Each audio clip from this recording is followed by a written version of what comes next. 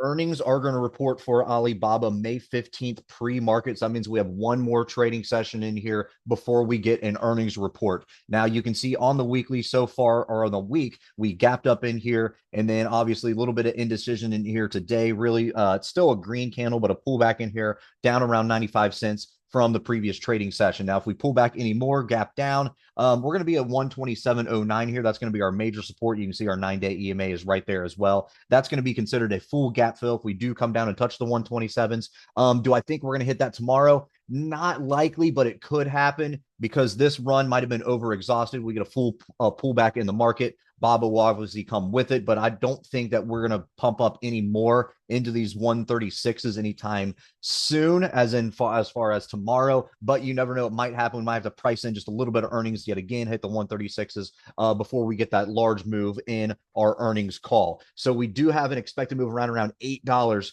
Just kind of keep that in the back of your mind by this Friday. So everybody's pricing in a pretty decent expected move in here. So $130 stock, $8 expected move off of earnings. So we'll see what happens in here. Resistance wise, obviously, like we mentioned before, that 136. And then above that, it's going to be that 0% fib level up here, right around that 148 level. If we go to the weekly chart, you can kind of see the overall action of this stock over the past 3 years in general. And you can see that basically, more or less, we're kind of sitting right in between that 23.6 and that 0% fib, but it looks like we found a little bit of resistance in here coming from that daily chart right around that 136. Now, if we go to the 30-minute chart in here, you can see what happened on the day in the trading session today. Really just an overall decent move in here, pull back towards the end of the day. You had that big, basically a $1.30 drop in here basically by the end of the day. Actually, it was less than $1. I take that back. I can't do math right now. So it's basically about an 80-cent drop in here for those last 30 minutes, and then we're recovering in here and after hours. So perhaps we might have saved ourselves in here